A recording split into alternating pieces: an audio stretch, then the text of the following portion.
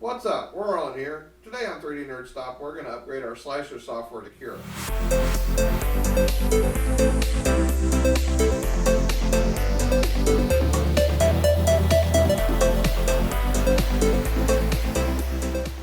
Alright guys, we can see here we're on Ultimaker's website. Ultimaker's the company that makes the CURA software, so we're going to download it from there. We're going to click here on Download CURA. When we do that, you can see it pops up, and as I'll be using CURA 4, and if you want to, you can specify this. If you do, it's going to ask you for personal information, who you are, why you're using it. Just try and gather more information, or you can do, I don't want to share any information. If you do that, click download, it lets you download the application. It's really nice of Ultimaker to not make you have to fill that out. So, as you can see, it downloads really quick. So we'll just execute this. So you can see it pops up and asks us if we want to. Oops, you can't see that. And here we go. Starting it off, asking us where we want to put it. We'll leave it in its default location. We will allow it to install by default what it has set. We're not going to add anything else. And we'll just let it install here. This will just take a couple seconds.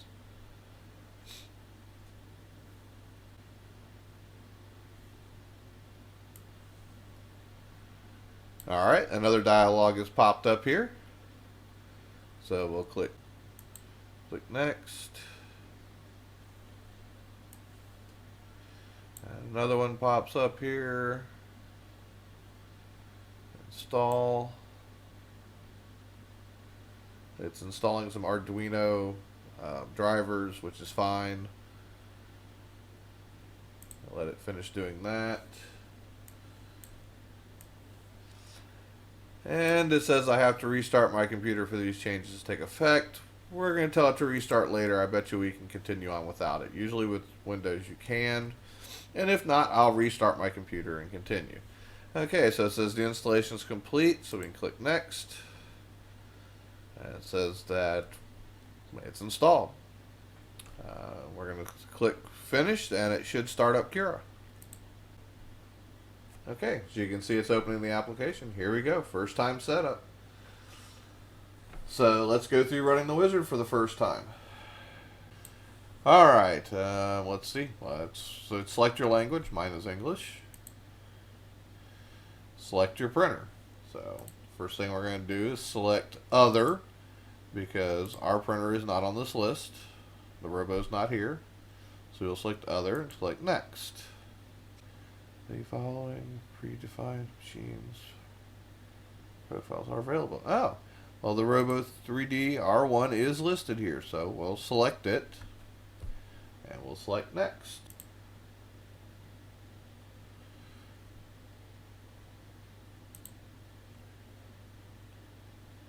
And it says CURA is now ready to use. Well, that was pretty easy to install, guys, wasn't it? Let's finish it up.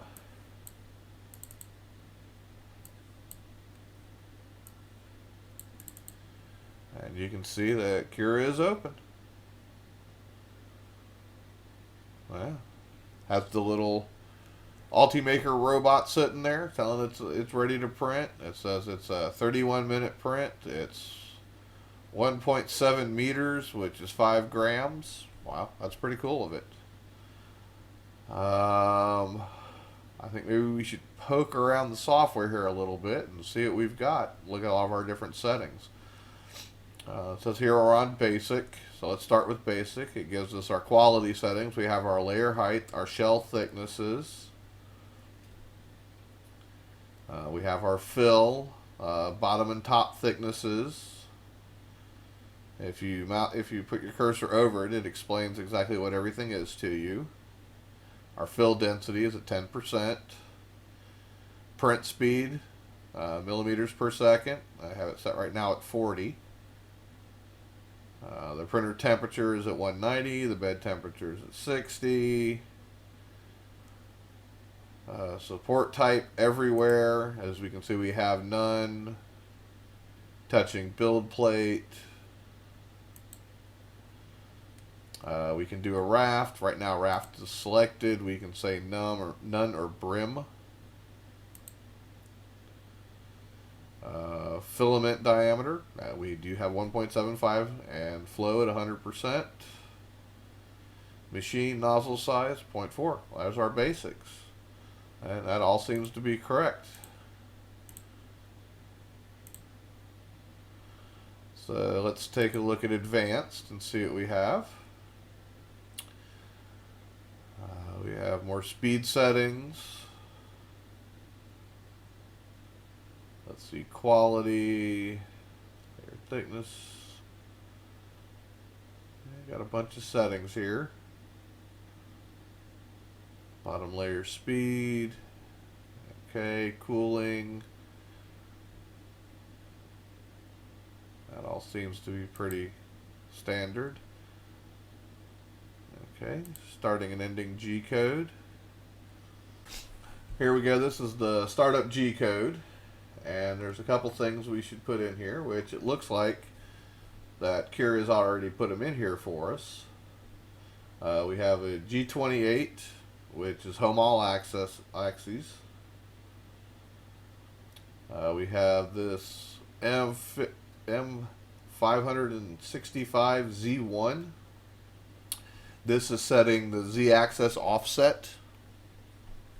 And according, you might have to play with this adjustment here. So if your first layer doesn't print correctly and you need the nozzle to be closer or farther away from the build plate, this is where you would adjust it by 0.1 millimeters per time. So if I needed the build to be a little further away, I come in here and make it 1.1. Or if I needed it to be a little closer, I would come in and make it 0.9. I believe you could actually make it 0.9. But by default, it starts at 1. And then our G29 down here runs the auto leveling routine. So that tells the bed to auto level.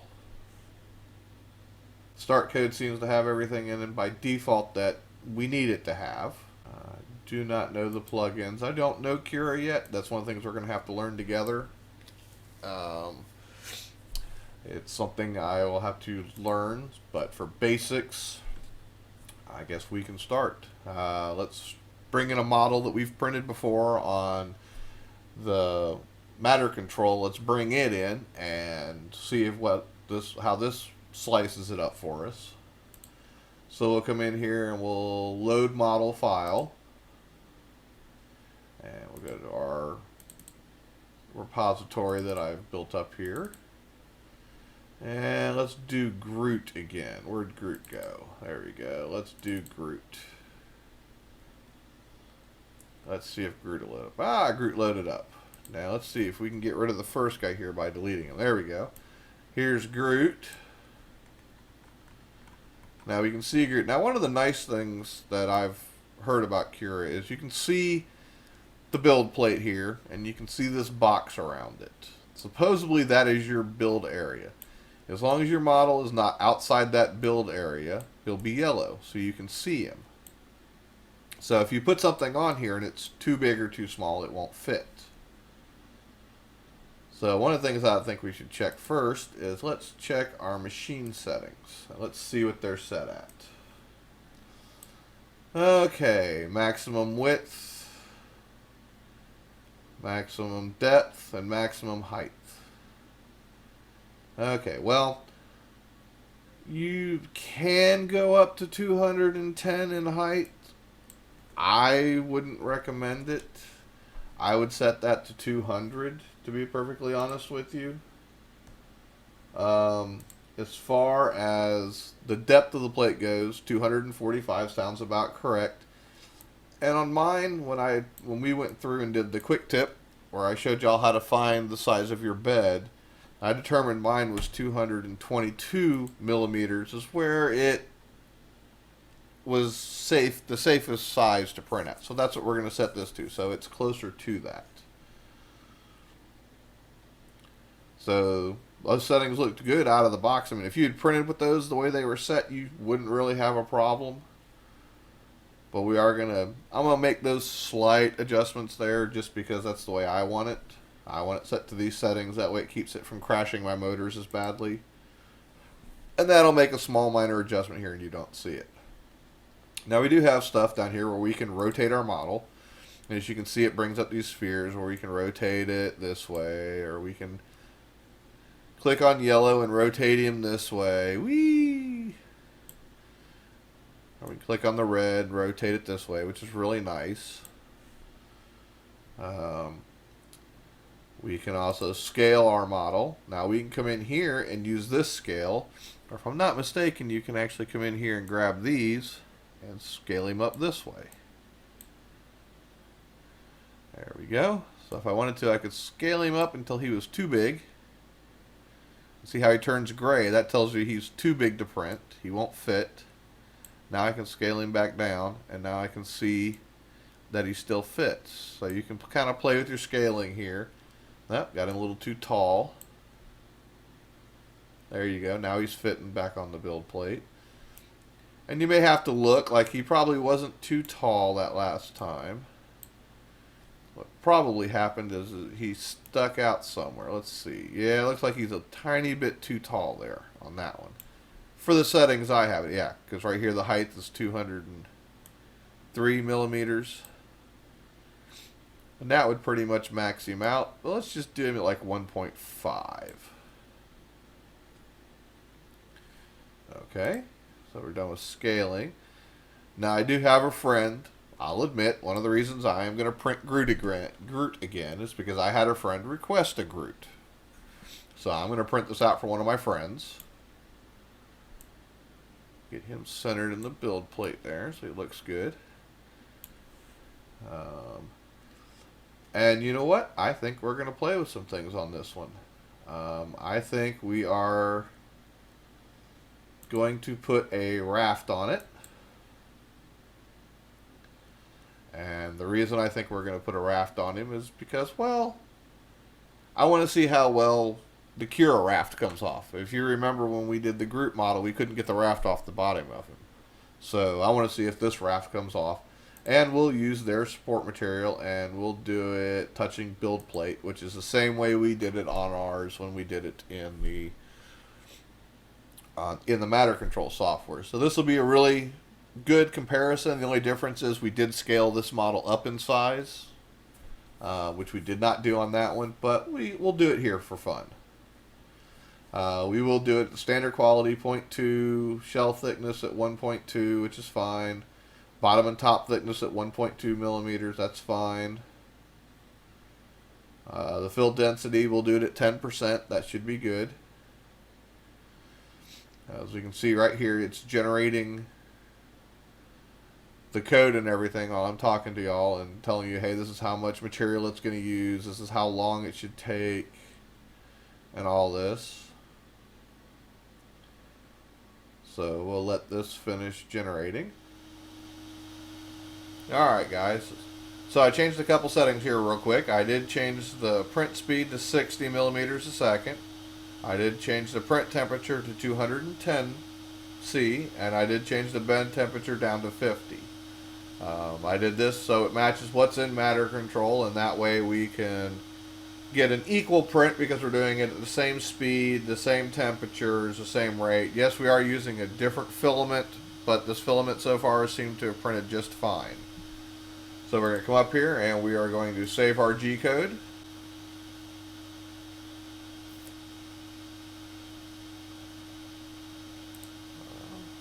Save G code. We're going to save our G code.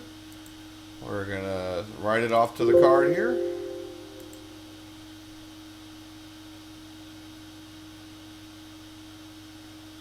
And it is generating and saving our G code right now. Those few little settings we did says now it's going to take 11 hours and 54 minutes, and it's 45.81 meters, and which is 137 grams of material. As we can see, our Groot file has been saved. So now we will safely eject our SD card.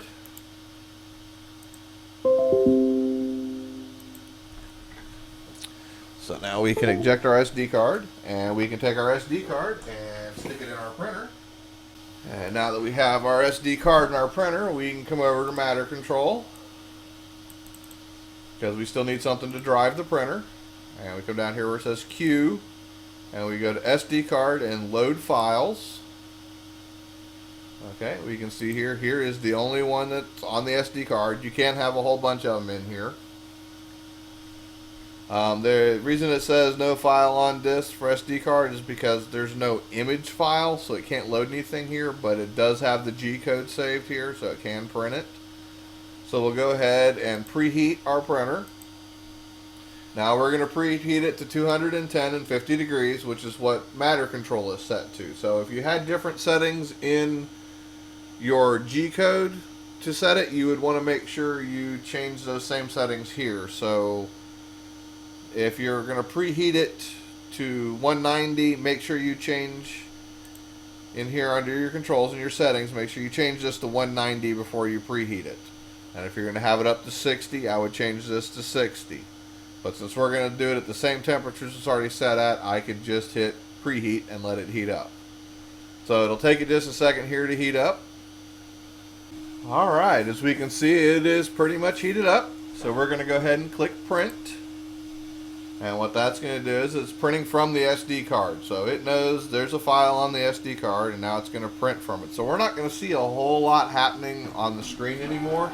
Now it's all happening in the printer.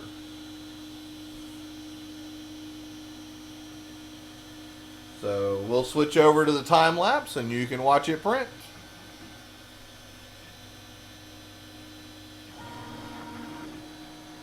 Alright guys, one of the things I want to show you real quick while it's starting to print here is that while it's printing, now supposedly I can unplug that cord, and as you can see, it's still going to print because it's running off the SD card in it instead of running off of the USB cable.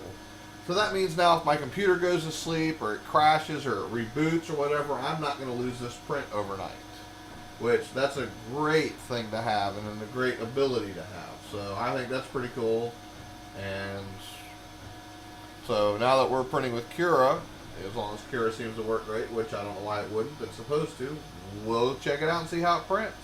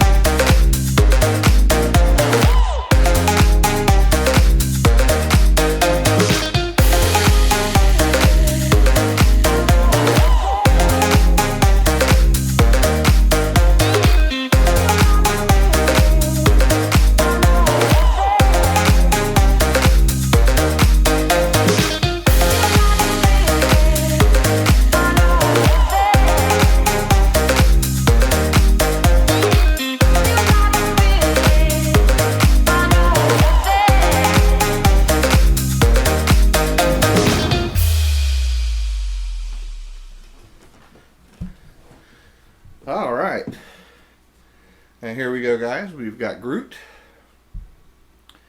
As you can see, he's a little bigger than the other one we did,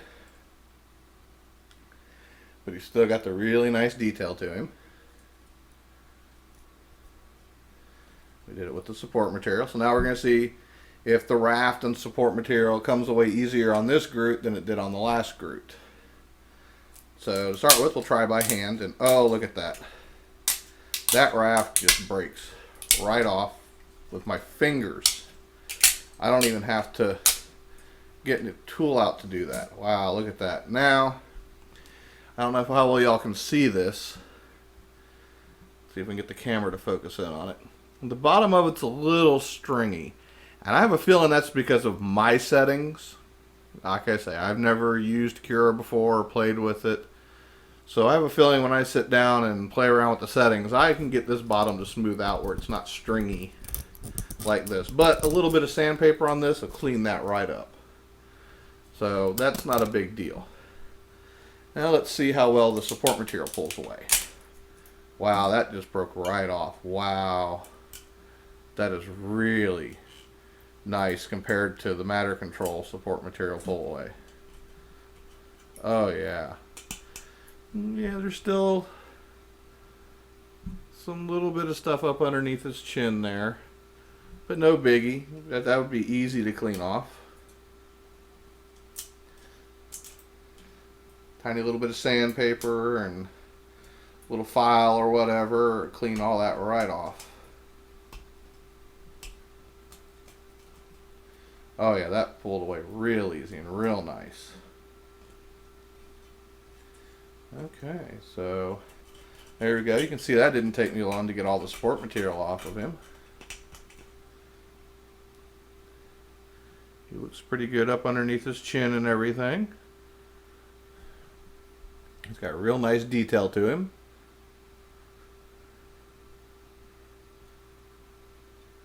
As you can see.